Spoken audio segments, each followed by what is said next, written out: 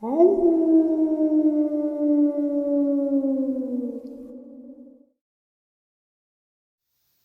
greetings and salutations, everyone. I hope everyone is still doing well. I have a midnight bonus upload to share with you, or middle of the night, whichever you want to call it. But before we get into it, a couple links. As you know, I rely on Patreon, PayPal, channel membership, and the merch to help the channel to continue to grow and go. Links to Patreon, PayPal, and channel membership is in the description below. The merch is displayed directly under the video. Also, Dogman Frightening Encounters, Volume 1 through 3, the audiobook versions. They were written and researched by Tom Lyons, narrated and produced by me, Jeff Nadolny. Those audiobooks are available on Audible, Amazon, and iTunes, links to which are also in the description as well. And finally, last but definitely not least, if you'd really like to help support this channel to continue to grow and go, simply subscribe. It does not cost a cent. Click that like button. It takes half a second.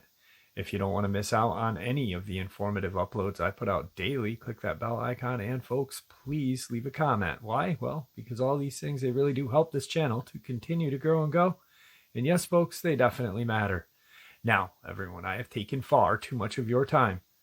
Let's jump into this middle of the night bonus upload, shall we? Today's first encounter. There are unknown creatures not to be trifled with. They are terrifying and dangerous, but I'm not positive that our encounter was with something like a skinwalker, or something much more dangerous.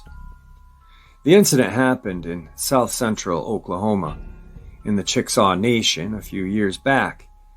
I was working for this construction crew, and we had been hired to do some work on this cabin some rich guy wanted renovated.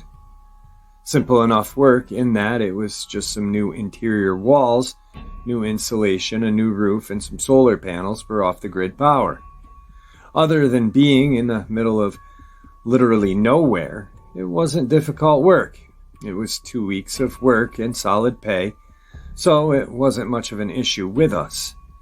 That came on the third day of work.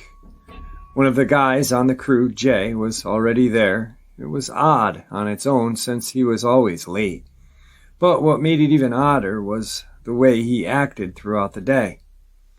Then he just disappeared around lunchtime. Again, it itself was odd since he normally worked through lunch, so we didn't expect him just to disappear. Me and another one of my crew, B, went off to find him. Well, the rest of us just got to work. We went to the trucks but couldn't find him, and we were able to make our way back to the shed when B pointed something out. There was a trail of blood leading from the trucks into the forest. Obviously, we thought something happened to Jay, and we followed the trail. It didn't take us long to find out what had happened to him. We found his body. From the looks of it, he had been there all night. B almost threw up from the smell of the body. I was about to tell him to run back and get the others when I heard Jay call out to us. But he was lying and dead in front of us. Then B screamed, and I saw why. Standing in front of us was some twisted version of Jay. It didn't look right or natural. It had his face, but it was a pasty and flaking off. There were horns on its head, and it had an open smile showing fangs rather than a normal human teeth. It was horrifying. It just stood there staring at us, drooling. Neither of us are scared easily, but both B and I started running the moment it started walking towards us. 15 minutes we returned with the rest of the crew and carried a few guns we kept in our trucks.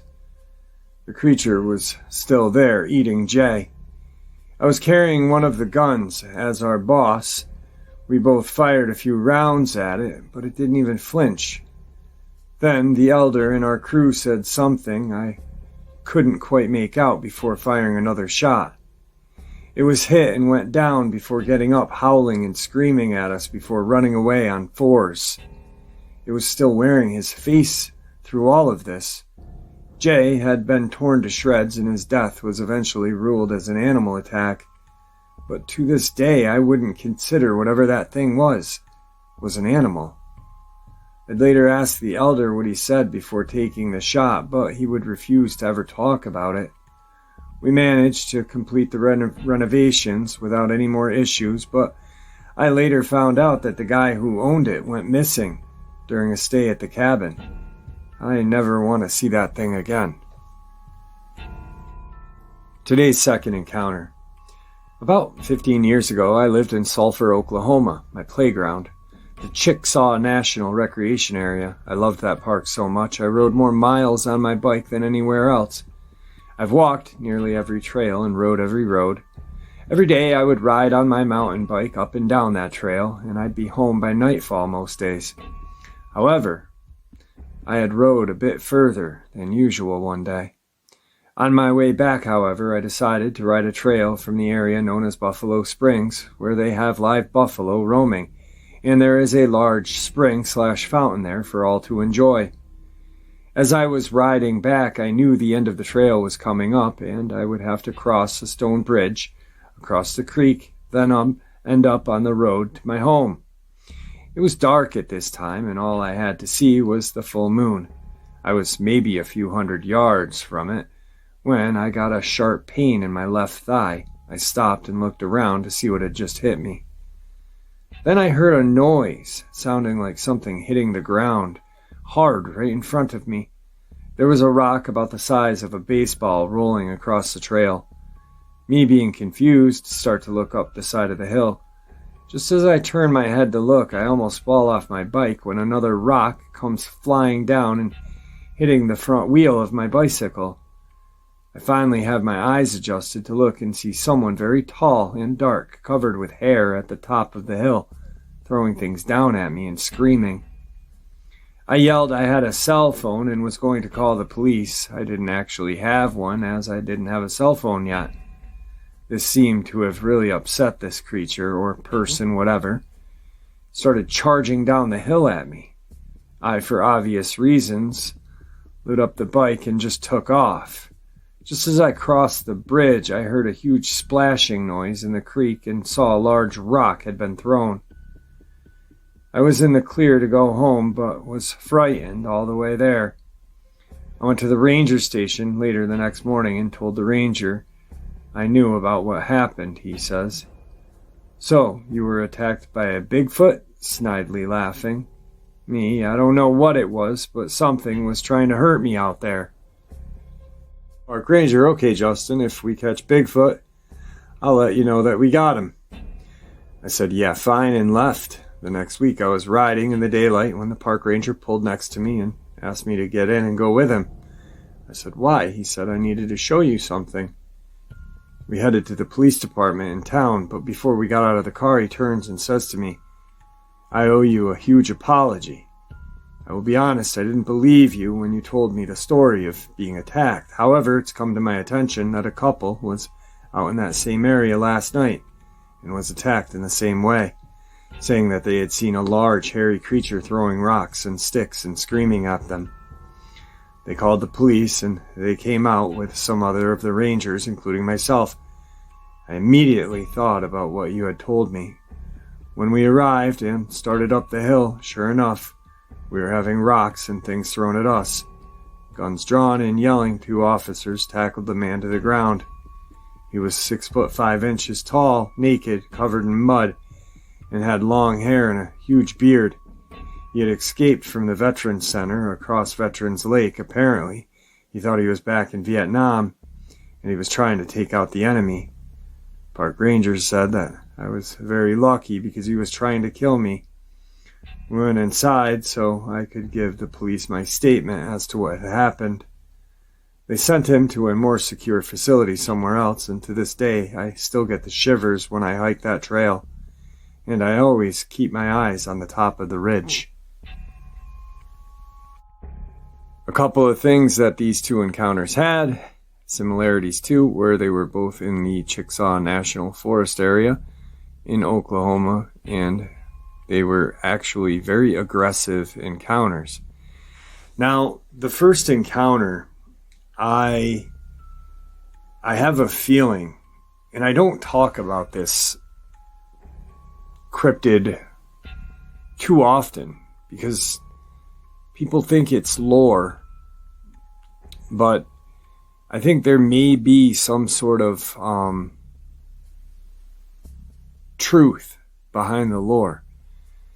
And just recently, actually, there was a video taken of a creature known as the Hide-Behind. Now, I know it sounds like a creepypasta, but it's not.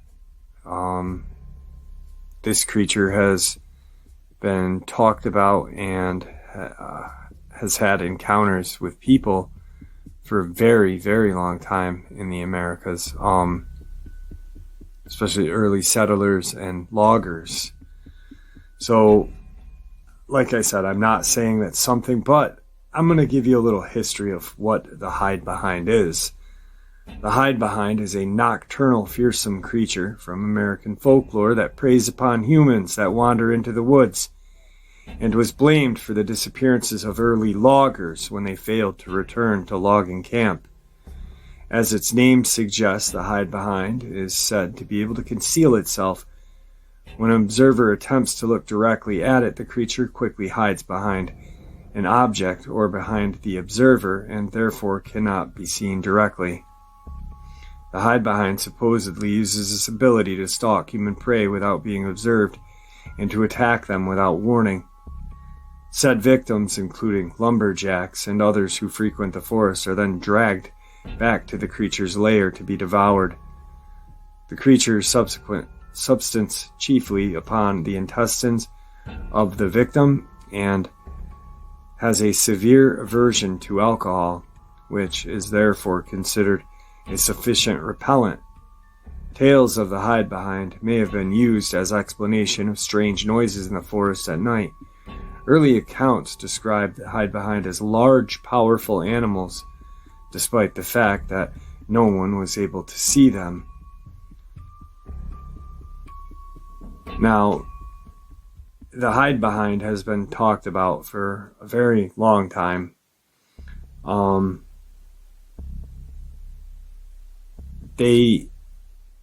lot of people say they are hairy. Actually, I've never heard anyone say other than, not being hairy. They are hairy creatures that devour humans without fear. So that I kind of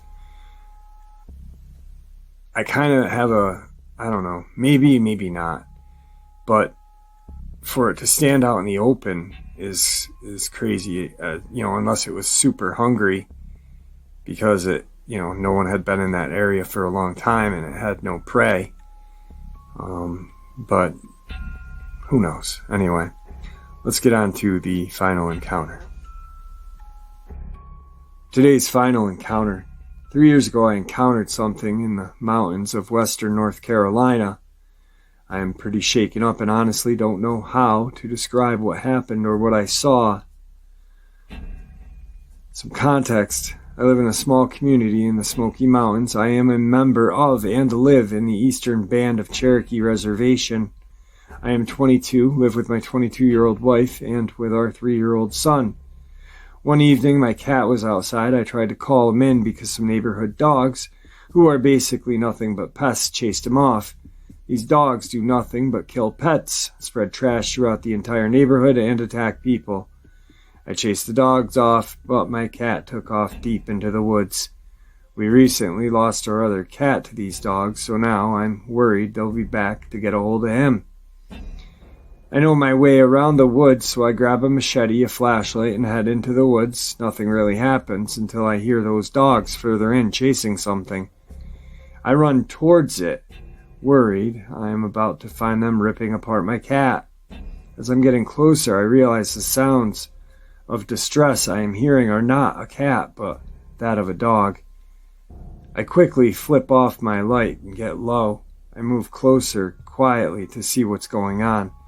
Now, keep in mind, it was, of course, dark, but I swear to God that before my eyes was a very thin humanoid creature, reminiscent of Pumpkinhead from those old horror movies. There was something like tentacles, and this thing was using its hands and tentacles to just tear apart this dog. The entire time it was making this noise like a creaking door. I crept away as far as I could and threw up, then ran home, locked up the house, came up to the bedroom where my son and wife were sleeping and watched the doors until the sun came up, and just shared this with you. Alright guys, just a quick middle of the night bonus upload. I hope you all enjoyed it as much as I enjoyed sharing it with you. Guys, thank you for supporting the channel. Honestly, your support is what makes this channel special and what continues to make it grow and go. Please, everyone, stay safe, happy, healthy, and ever vigilant, keeping an eye on our children, our pets, our family, and friends.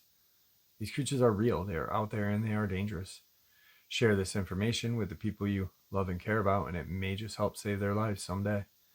Until next time, never stop asking questions. Never stop pushing back. And God bless.